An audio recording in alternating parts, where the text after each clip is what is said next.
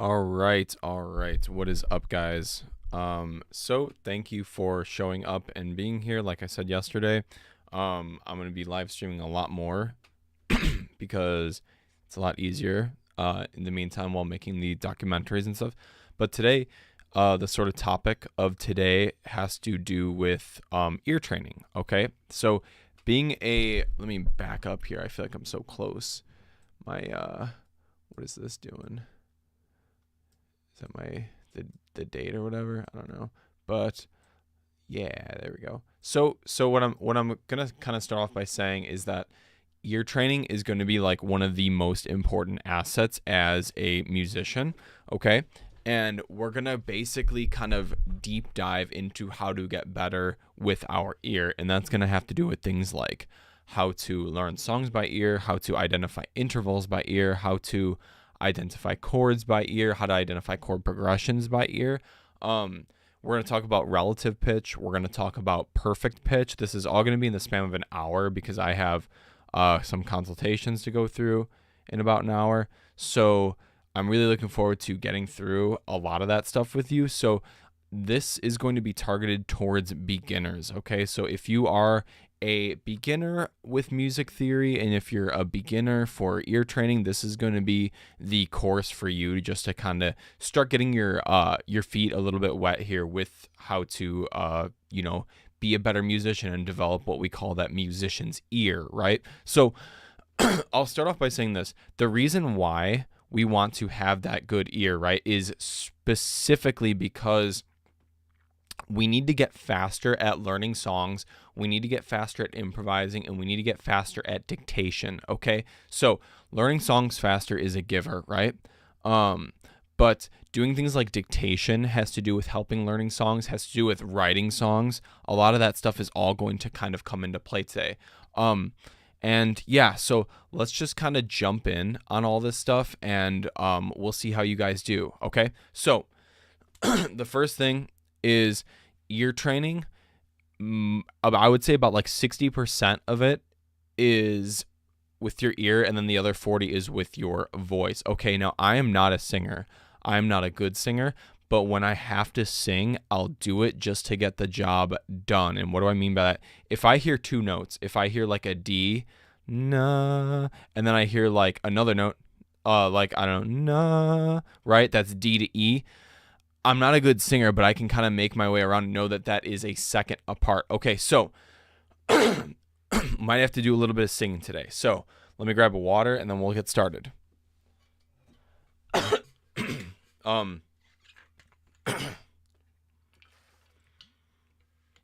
A side note too, I yesterday broke my nose, not my thumb. My thumb got a little sprained, so I have it wrapped, but I did break my nose yesterday. So I'm a little bit on the nasally side, but there's not really any pain anymore. And yeah, so did break the nose yesterday from doing some martial arts, but that's okay. So what is ear training? Okay, right? The first thing that we're going to go through with ear training is intervals, okay, or the space between two notes, okay? So I'm going to share my screen here in a second. Just give me a minute while I explain this. If you're kind of unfamiliar with ear training, the first thing that you need to know is the space between two notes. So let's go like major scale. C, D, E, F, G, A, B, right? That's your major scale. C, D, E, F, G, A, B. There's only 7 notes, okay, in total.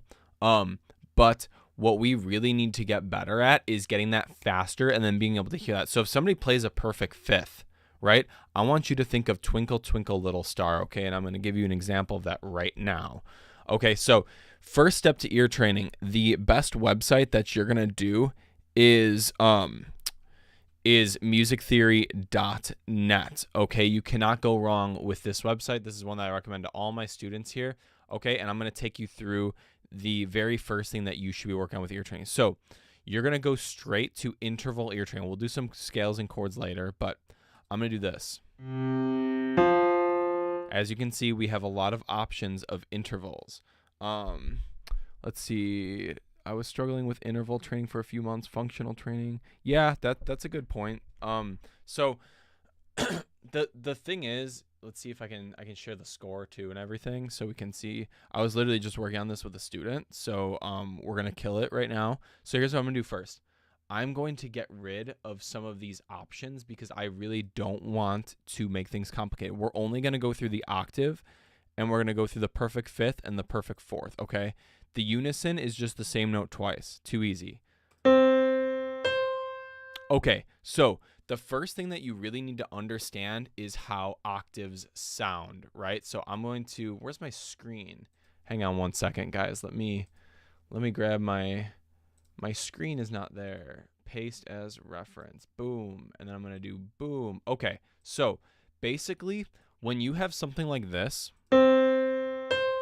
okay, there we go. So initially, what are we thinking? What interval do you guys think that is right there? It's pretty simple, right? It's the same note. Na, na. I'm a terrible singer, as you can see, and I'm not here to sing, but I'm here to show you that even with my terrible voice, you can kind of figure things out. So octaves, it's the same note up or the same note down. Okay. So the perfect fourth and the perfect fifth they're both very easy to hear typically, and the way we differentiate it is this. The perfect fourth is going to give you the Here Comes the Bride, na na na na na na na na, right? The perfect fifth is going to be Twinkle Twinkle Little Star, na na na na na na na, right? Kind of like that. Okay, excuse my terrible voice, but it gives you a general idea, as I keep trying to say, okay? If you're shy about singing, who cares? Just do it. I do it. I had to do it. When I went to music theory school, when I went to music college, they did not care about how I felt. They just said to just do it and embarrass yourself so that way you get better. And we're doing that here, and you're in the privacy and comfort of your own home, so you have no excuse, okay? So na na, right? What does that sound? Does that sound Here Comes the Bride? Na na na na. Kind of does, right? So if you're ever also, do not cheat and have a guitar in your hand, okay? Because if you do, it's going to be way too easy, and it's going to completely differentiate the purpose that we are trying to figure out today, okay? So one more time. It's a perfect fourth, okay? And the reason why it's not a major fourth or a minor fourth is because the fourth and the fifth are the same with both minor and major scales. Okay. Okay, so do we hear in this case we have na na na na? It's again a perfect fourth, okay? Okay. Another good time to understand what this is. This is a really good example of what? Yes, it's a good example of the perfect fifth. Okay, now what do we have here? We have na, na, na, na. We have the perfect fourth. Okay, you guys are kind of getting the gist of this, so I'm going to keep going. Okay, keep asking questions as I go if you don't understand things, but I'm just going to zip through this as if you guys are paying attention here. So the next sort of interval that we're going to go over here is, let's do our thirds. So, okay, so our thirds is basically what you're going to have to do is know how a triad sounds. Na, na, na, na, na, right? That would be a triad. Root, third, fifth, third, root. I'm not a good singer, but I'm doing it, okay? And what you really need to do is when you hear what you think is a third, try to finish it with the fifth, like this. Na, na, na, na, na. Man, my voice is terrible, but you can tell, right? You can understand that that right there is a third. Now, the differentiation between a major third and a minor third is pretty simple. If it sounds darker, it's probably a minor third. If it sounds happier, it's probably a major third, right? Go with your gut in some of these instances. You can tell that this interval is very close. Like they're not far apart or anything. So it's not something that you should be overthinking, okay? This should be something that you should be like, okay, it's not far apart, so it's not an octave, it's not a fifth or anything like that. It's probably something like a fourth, a third, or a second, right? So go with your gut. Okay, and I'm going to give you more tips as we go. So in this case, I believe that this is a minor third. Cool. All right, so right here is a good example of what? Twinkle, twinkle, little star, right? Na, na, na, na, na, na, na. So it's a perfect fifth.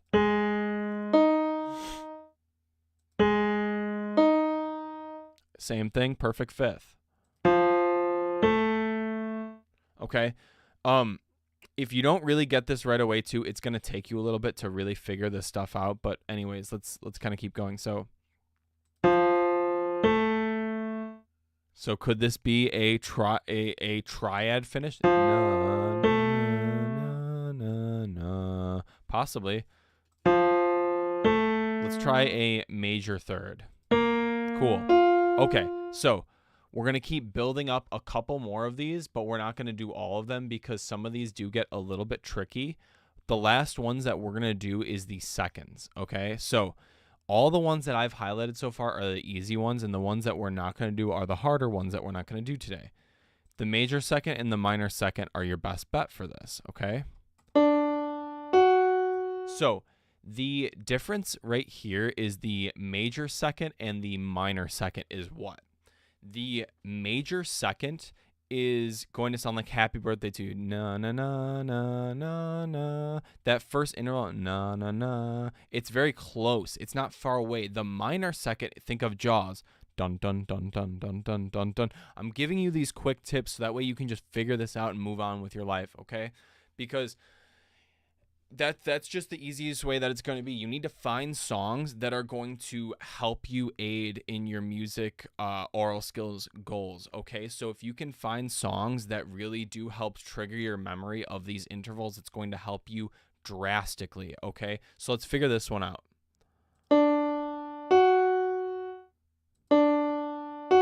Let's try to finish the triad. Na, na, na. Right? That's a root, third, fifth, right? Not a singer doing it.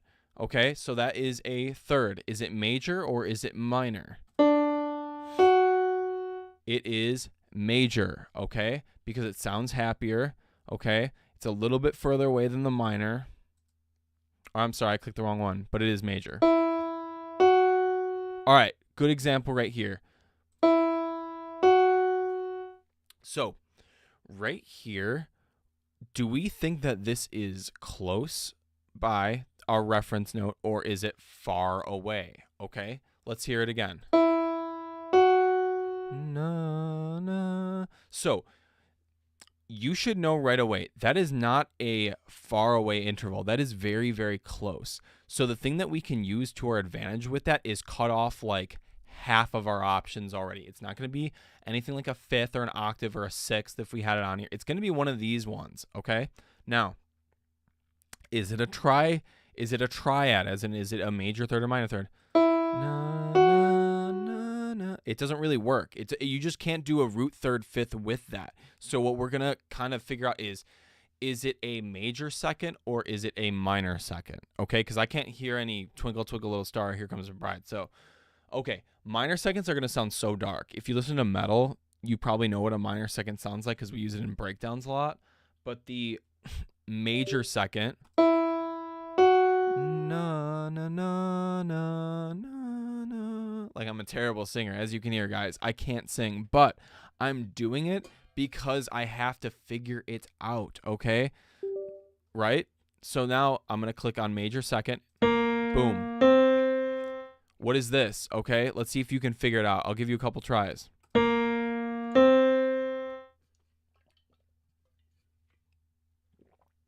I'll give you a hint. It's close by.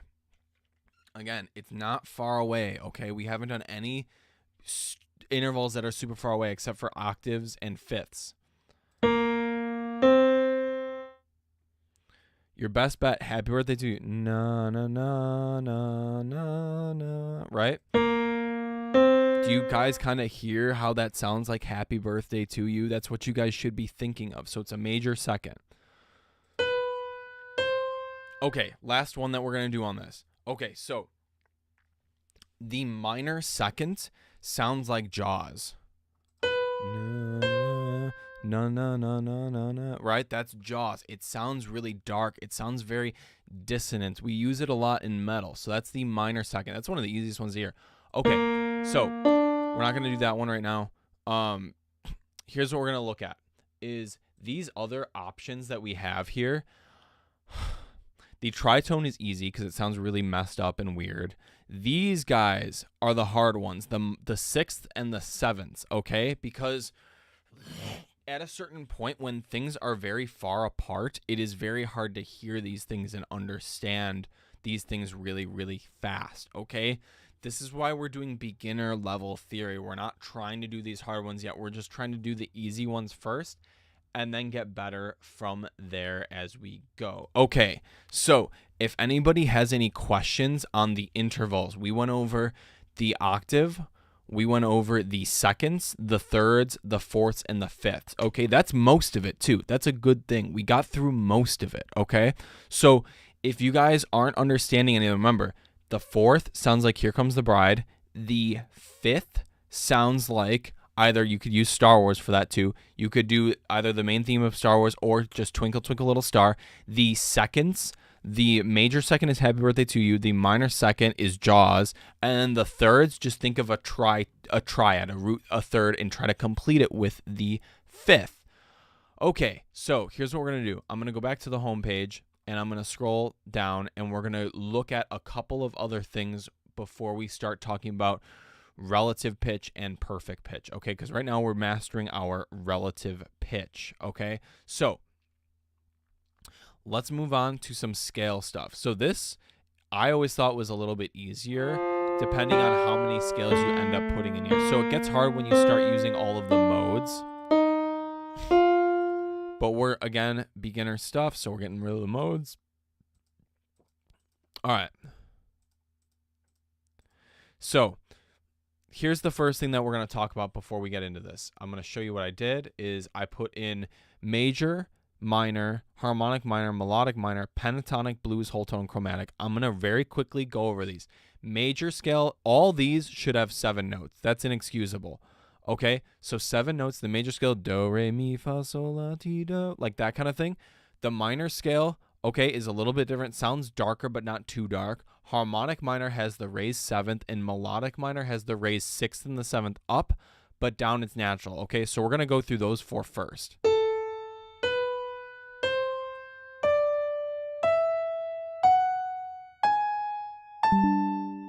All right.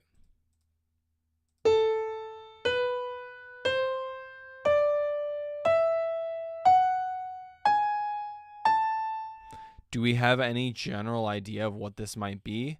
Because this one's a little hard. Here's what I'm going to do. I'm going to get rid of melodic minor because I don't want to make things too hard.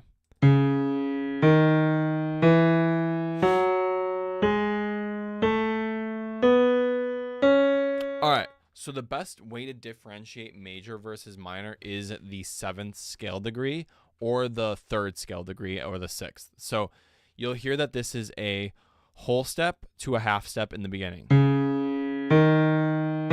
There was your half step again, and then your whole step at the end back to your octave. So that is a minor scale.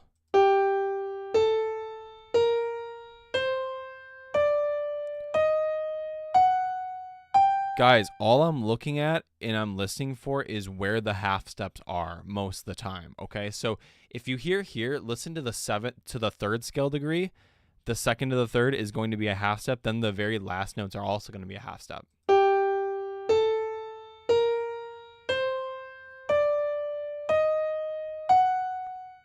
Right there, that raised note, that spooky sounding interval right there means that it is harmonic minor.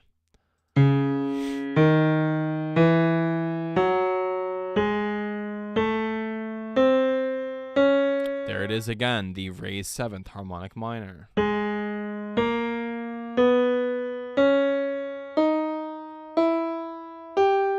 We're getting more harmonic minor. All right, let's add some stuff in because this is giving us the same thing. We're going to add melodic minor, which is raised 6 and 7.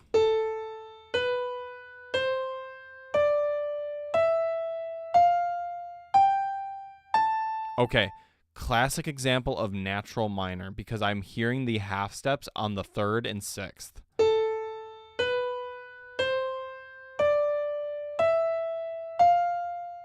Right?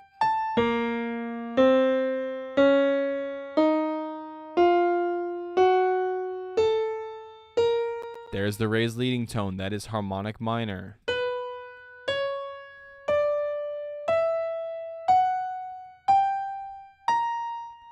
Harmonic minor again. Sounds really dark, right? That raised 7th.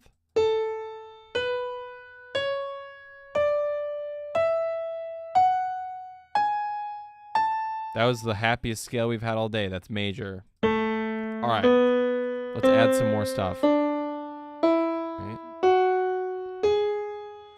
Okay, this is the hard one. This is melodic minor because I'm hearing that the 3rd scale degree, the 2nd to the 3rd, is a half step, but then the rest are whole. The 6th is a whole step. It's raised 6th and 7th. All right. So, I wish I could shut that thing off for a second.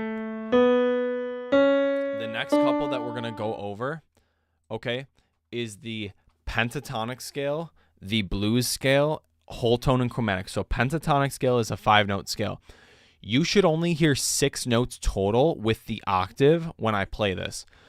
The blues scale is very easy to hear because it sounds almost the same as pentatonic, except there's a chromatic line of the 4th, the sharp 4, and then the 5. Okay, this is all. By the way, if you guys don't know basic music theory stuff, just let me know in the chat and I'll answer your questions.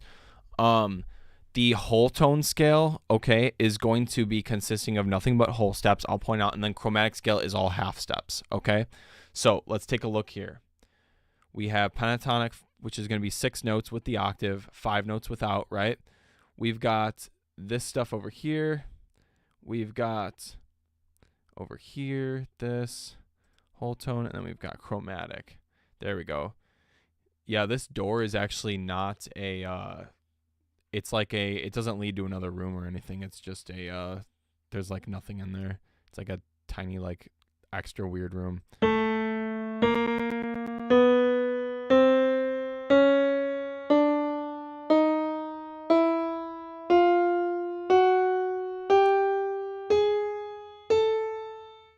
Okay, do we kind of hear what this is?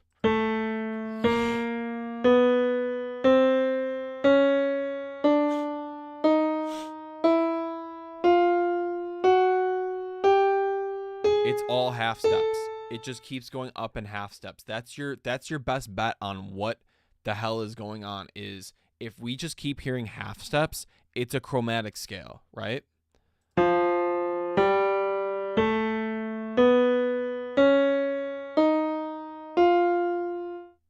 Ooh, what was that one?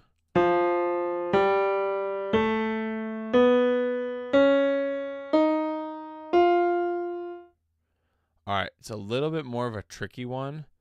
Okay, let's try it one more time.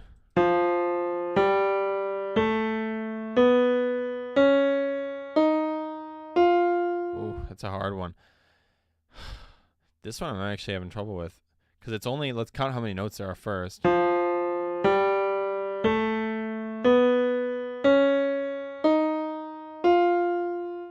Because it's not, I don't think it's whole tone, so I think it's melodic. No. There's no half step between the two. I'm going to go whole tone. Because if you keep going up whole steps, that's your whole tone scale, okay? So, what you need to do to get better at your ear training with this stuff is know where the whole steps and the half steps are in every scale. So if you don't know that stuff, this is your first step, okay? That's the whole idea when we do things like major scale versus minor scale, right? Because the minor scale, the difference between the minor scale and the major scale is what? It's the whole steps and the half steps, okay? So we need to really understand where those things are with music theory so that way we can get our oral skills training up, okay? So that's my whole oral skills ordeal with scales and stuff, but the same thing kind of does go for intervals, okay? So let's keep this going a little bit here. So the last thing that you need to start kind of getting good at is hearing chords, okay? And the thing that I'm going to say about chords is basically that, like, you need to hear between major, minor, diminished, and augmented is your first bet, and then seventh chords would be kind of your second bet, okay? So this is the very, very last things that we're kind of doing is chords, okay? So I'm going to share what I'm hearing and seeing here, but I'm going to fix some things here because we don't need all this crazy stuff right now. We're just trying to get the basics down. So we're not going to do, we can do these four. We're not going to do any of the seventh chords just yet, but we're going to do these four. So easy. What does that sound like to you? Does that sound happy or does that sound sad? Or does it sound weird? Okay? Happy, the major chord is happy. The minor chord is sad. The augmented chord is weird. And the diminished chord is creepy. That's all you need to know. Happy, sad, weird, and creepy. That's pretty sad. I'm going to go with minor. Ugh. That sounds pretty raunchy, right? That's going to be what? It's going to be the weird one. So it's going to be augmented. Happy. It's going to be major. Oh. Sounds pretty normal, except it's going to be what? It's going to be minor because it sounds sad. How's it going, everybody? Keep asking questions as we go. Ooh. What does that sound like to you guys? Diminish. You are right on the money. Diminish is correct. What is that one? Okay. Because a diminished chord is just stacking minor thirds. So what is this? Does this sound creepy or does it sound weird? It's creepy, so it's diminished. Good. How about that one? It's going to sound sad. So one thing that I'm going to talk about real quick is when you keep doing this over and over again without any breaks, your ears kind of become a little fatigued and you'll start to not get it because you're like programmed to not be able to do these sort of things, right?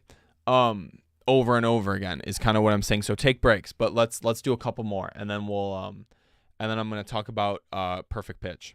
Minor, minor, diminish, minor.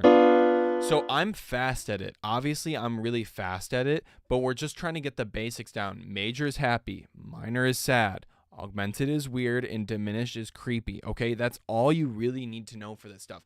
The hard part is when we start getting into what? Seventh chords. Seventh chords get a little bit harder because there are a few extra types of seventh chords, like the major 7, the minor 7, the dominant 7, the diminished 7, the half diminished 7, the augmented 7. There's a lot of different kinds of seventh chords, okay? The augmented is kind of bright. You can call it bright. It's just like weird bright. It's kind of like sci-fi, okay? So if you've ever seen, I'd be shocked if anybody hasn't seen like any Star Wars movie, but usually at the end, the beginning credits at the end, what they do is they pan into space by like a spaceship or something, and then John Williams, like he plays like sort of this like augmented chord, this kind of this like dreamy sort of esque sound with maybe a harp or something like that, and it sounds really really neat. So yeah, let's keep going. A couple more.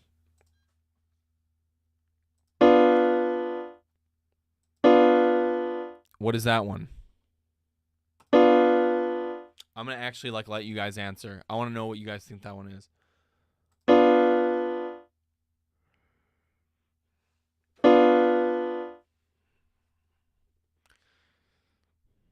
I know there's like a slight delay, but what is it?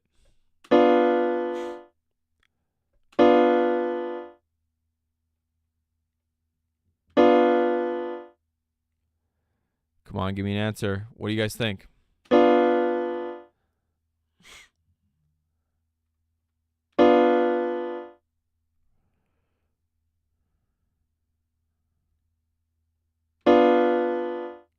All right, I'm going to wait another 10 seconds.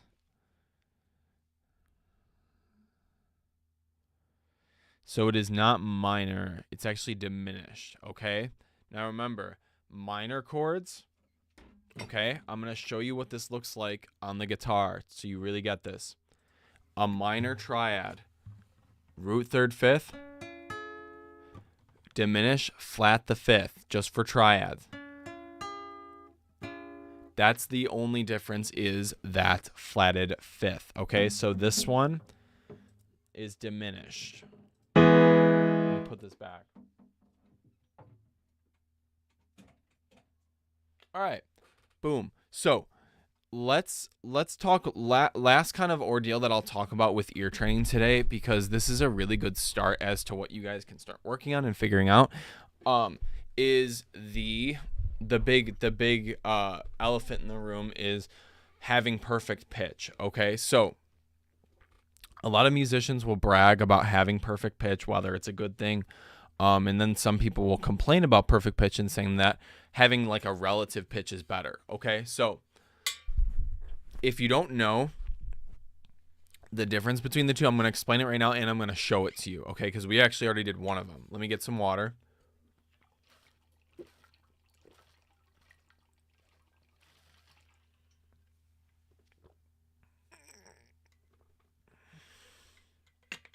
Delicious. Whew. So basically, in kind of a nutshell, relative pitch is what we were doing before of seeing a minor, like an interval between, in knowing the space between each other, or knowing like chord voicings in between each other and that sort of thing. Having perfect pitch is a totally different ballgame.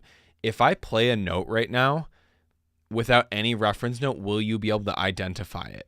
If you heard a car honk somewhere, would you be able to know the exact note that was hit? That's what perfect pitch is. So let me give you an example of perfect pitch, and we'll test it and we'll see how good my perfect pitch is, and we'll talk about if it's actually any good. So like if having it's any good. So I'm going to get rid of a reference note. Oh no, it's not there already. So okay, so this is a B flat. Is that an F or an F sharp? F. E. What is that? I'm actually having a problem. Is it A or A flat? Da da da da da da da. I'm actually struggling. A flat? No. What is it? What is the answer? It's A. I should have gone with my gut. Let's see what this is. That is a D sharp, okay? What is that one? Let's see. C sharp. And I'm just like, guys, I'm just going with my best gut, and I would say my perfect pitch is like 90%, but there are times where I get it. Yeah, that's the thing, is like what you're saying is get C and go from there. That basically means that like if you get that's what relative pitch is. It's getting a reference note before, but if you just have the notes on itself, that's what perfect pitch is. So let's see if I can get this last one. Oh man, my game is off today. Is that B flat or A flat? It's like one of the two. Good. Okay, so I got it right. So yeah, as you can see, my perfect pitch is pretty good, but it's not perfect, right? It's pretty good though. I can kind of usually figure it out pretty well. You can train this yourself. You can do this yourself. All I do is, with a lot of the songs that I listen to a lot, I just know the notes really well, and it's by memory that I just remember what the notes sounded like. So if you have a really good ear and you can and you can kind of figure that stuff out, that would be kind of your best bet. So yeah, that would be my kind of perfect pitch thing, is like in oral skills class. Like what I would do is, if I would hear 2 notes, I wouldn't usually go by the interval unless I like needed to, but usually I'd just go by the pitch and figure it out from there. So yeah, that's kind of the thing, is like perfect pitch is good to have, but relative pitch is also really good to have. If you can have both, you are a god at oral skills. Like seriously, like you can kill it. With any sort of musical thing. Like I often notice that like it's very fast for me to figure things out because of my ear. So if you can develop a really good ear, it's something that's like super duper important. So yeah, that's kind of my ear training kind of advice for beginners, is get your intervals down first. That's your 100% first goal. Get your intervals down, okay? The next thing is to get your chords down, and then to get your scales down. Those are your 3 bare bones, okay? The other thing is start singing them a little bit. I know. I'm not a good singer, and you're probably not a good singer either. Maybe you are. I don't know you. But you have to do at least a little bit of singing, okay? In this life of being a musician, you can get by without singing sometimes, but sometimes just to figure things out, just singing a melody just to help the musician figure it out is going to help you drastically, okay? So that is kind of my beginner music theory blueprint for everything. It's I never get it. I hear and guitar. Okay, so if you can like seriously like put down the guitar for a little bit and really try to figure it out on your own, like that's going to be something, is don't cheat, okay? Start listening to songs that are genuinely going to drastically help you in your memory of these notes and of these intervals and stuff, okay? Go back and rewatch this live stream, because it's going to help you out a lot. My next thing that I would say is join my music theory group classes just by emailing me. And we'll get you signed up and stuff. And it's very easy. It's very affordable and stuff. It's just, we just all get together and we help each other out on our theory, because as guitarists, it's very hard for us to know theory these days, because it becomes less and less important sometimes, but it seems like lately people are taking kind of a switch. And if you want just general guitar lessons, it's the same thing too. Just shoot me an email and we'll figure it out. Okay, but anyways, that's kind of the general outline that I'm going to have for my my music theory students who need to learn oral skills. Okay, so yeah, that's pretty much it for my oral skills thing. If you guys have any other questions about any music theory stuff, just let me know now. But yeah, that, like I said, I did bust my nose yesterday, doing some martial arts, and basically my buddy landed on my nose and basically crushed it. Not crushed it into like pieces, but it's swollen. You can see I got a little ding right here. It definitely hurts a little bit. It's better than it was yesterday. There was a lot of blood. Luckily I got all of the blood off of my gi somehow, and it looks like completely clean. Just by using like cold water in the wash really helped. And then I've got this on because I also like bent it back. So I'm kind of in this like recovery mode where I'm not playing as much guitar for the next few days, which is not good, because I actually have a gig coming up soon. I have a couple of gigs coming up soon actually with my band. If you haven't checked out my band, go check out Bachelor's Grove. It's a very, very fun project of mine. Yeah, so if you guys have any other questions, just let me know. Please like, subscribe, do all that stuff. I'm going to be live streaming lessons more and more, because in between all the work that I have to do for these main videos, I want to connect with you guys a lot more. So you're going to get a lot more live streams coming up into the future. So yeah, that's kind of the ordeal with everything. Maybe next time I'll bust out the guitar, and I'll do some cool like composition techniques or some like weird theory stuff. Because last time I was talking about a lot of theory, and a lot of people were kind of getting lost who weren't really into like the advanced stuff. But I want to address things for my beginner students, but also for my advanced students, because I do have a lot of advanced students as well as beginners. So everybody's kind of up and around. Yeah, I am alive. It wasn't like that bad. I had a doctor look at it. And he just said that there's not really anything that you can do about a broken nose unless it's like really turned out to the, and like messed up, but it's only a hairline fracture, and it's kind of swollen up and stuff, but like I'm icing it, I'll be still existing and living my life how I normally do. So can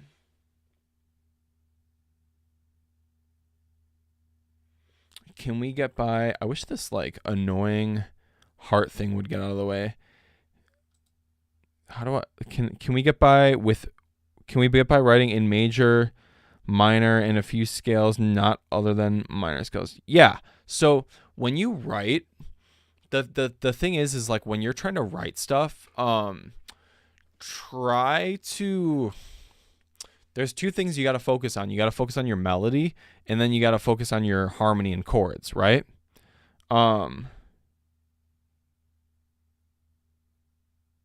Oh, can we get by? I just meant you're out of there. Oh, I gotcha. Yeah, I gotcha. But yeah. So yeah, that's kind of that ordeal. Just write your melodies, get your harmonies going with it, write your chords underneath that go with your melody, do some variation, learn about song form and song structure. That's a very common thing I go over with my students.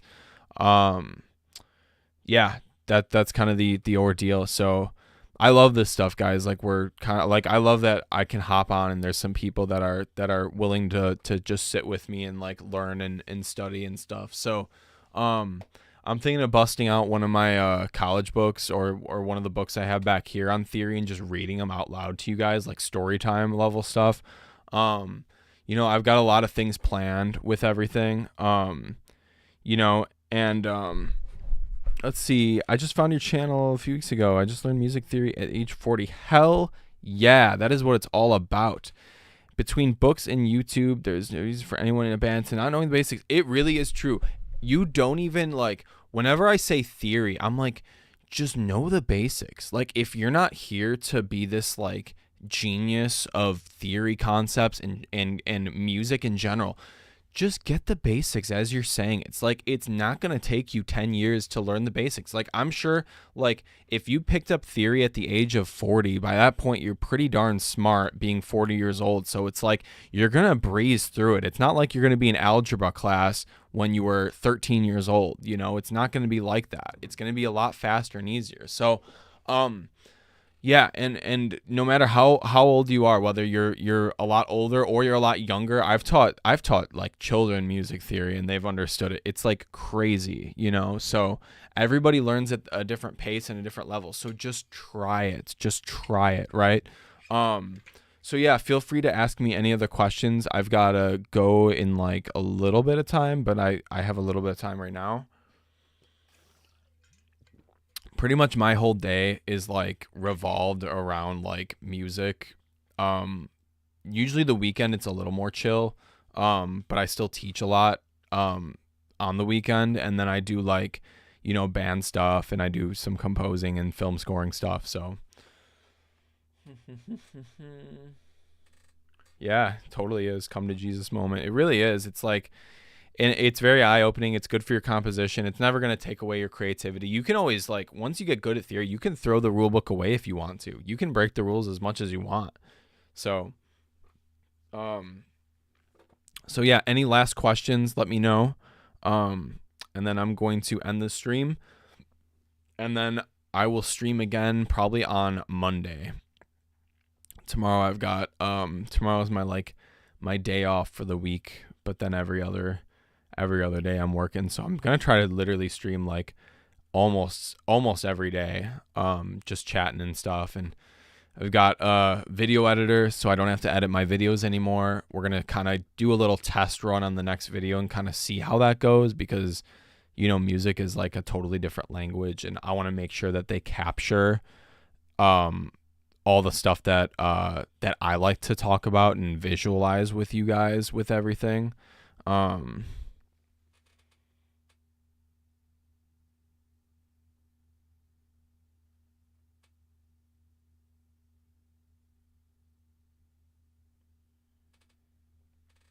yeah, so singing can be with harmony, right? You have to have more than one singer because there are like the word harmony just means what?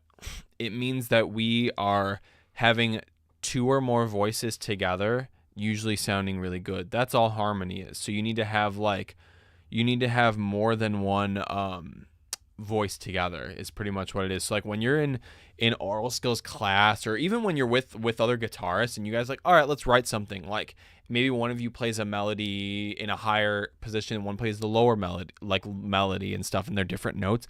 That's what harmony is. I think that perfect pitch can come naturally, but I think it's heavily overlooked that it can be developed. Okay, and the reason why I say that it's heavily overlooked is just typically because a lot of people have this myth that something like perfect pitch is something that you can't develop naturally, but you can. I promise you, you can. So like think about like the kid that grows up playing piano at the age of like 4. By the time they're 10, they probably do have perfect pitch just by like the general practicing, being surrounded by the piano all the time, just being a child and like developing those like early memories and stuff. Cause like perfect pitch is more memory than that's a hot take, but perfect pitch is more memory related than actual oral skills related. It's something that one of my theory teachers taught me, and I resonate with that so much. It's very true. Like at one point, like as you like grow as a musician, you just kind of realize that most concepts that people say are like you're naturally born with is just kind of bogus. Yeah, he probably is. No, I love Rick Beato a lot. If you watch his video on like the Neapolitan chord or on like the augmented sixth chord, it's great. Like he makes really, really good theory videos. I just think that maybe his audience is like not as like interested in it as he probably thinks. I think a lot of with all the music that he talks about, which is mostly like the rock scene and stuff and the classic rock and that kind of stuff. He does talk about like classical and stuff and all this stuff, but like he's smart as hell. Like he knows his stuff really well. He's a really good producer and stuff, but like but yeah, like listen to some of his theory videos too. Like I listen to him a pretty good amount, and they're really good. So yeah, augmented six chords are rad. I was just talking to a student about the tritone substitution, and if you look that up on like Wikipedia, it'll say that it's that classical musicians call that the augmented six chord, which technically it can be correct. But the confusing thing about the tritone substitution chord is that like if you're going up a tritone from your dominant chord, like if you're in A minor and your dominant chord is E7, you'd basically be making a like a A sharp dominant chord, right? A sharp 7. So that would mean that like your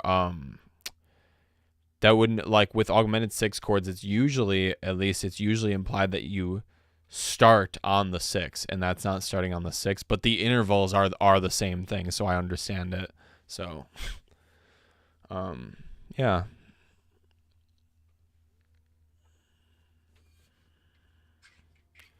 Yeah, somebody asked about this door earlier, and people do ask about this all the time, assuming that there's like some other like room in there, but there literally isn't. It's the what is that, like the water pump or whatever in there. It's like one of those tiny little rooms. There's nothing in there.